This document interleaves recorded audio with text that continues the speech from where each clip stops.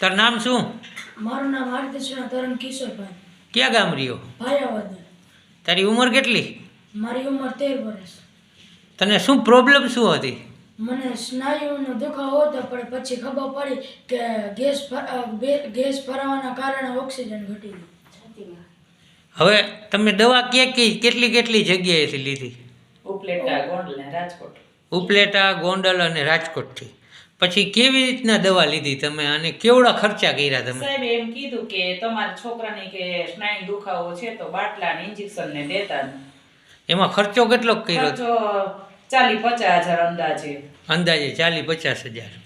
પછી તું પહેલી વખત અહીંયા આવ્યો હતો 10-15 દિવસ પહેલાં, ત્યારે તને કેવી તકલીફ હતી?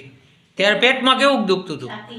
છાતીમાં બહુ જ દુખતું. બહુ જ છાતીમાં દુખતું હતું, રહેવાતું નહોતું એવું. પછી અહીંયા 15 દિવસ પહેલાં તમે અહીંયા આવ્યા પછી મેં તને અહીંયા બધી સલાહ દીધી અને બધું કર્યું, તને તેલનું માલિશ કરી દીધું, બધું કરી દીધું. તો કેટલી વારમાં છાતીનો દુખાવો મટી ગયો હતો? માલિશ નહીં કર્યું, ઘરે પૂછ્યા ત્યાં મટી જ ગયું. ત્યાં તો મટી ગયો, 1 કલાકમાં રેડી થઈ ગયો. હા, અને દુખાવો બહુ થતો હતો. પછી હવે આજે તારું 15 દિવસ પછી, એટલે આજની તારીખ છે આપણી 10/12/2024. આજે તારું શરીર શુદ્ધિકરણ કર્યું, બરાબર? હવે એ 15 દિવસના ગાળામાં તને પાછું કોઈ દી છાતીમાં દુખ્યું ખરું? ના.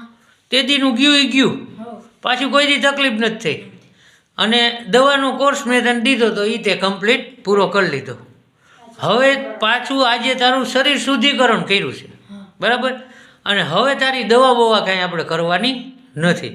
આજ તારા શરીરની અંદર જેટલો કચરો હતો, આજ તને જલનેતી, વમન ક્રિયા અને એનીમાં આ 3 વસ્તુ કરી. હવે તારો કચરો બધો કાઢી નાખ્યો. હવે તને અત્યારે કેમ લાગે છે? હવે મને સારું લાગે. કફ કેટલોક નીકળો?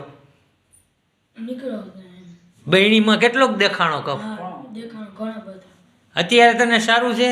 રેડી? હવે કોઈ દી છાતીમાં દુખતું નથી? અત્યારે અહીંયા આવ્યા પછી તને એમ લાગ્યું કે ના બરાબર મારી સારવાર થઈ? બાકી તો ડૉક્ટરો બધાએ લઈ લીધા.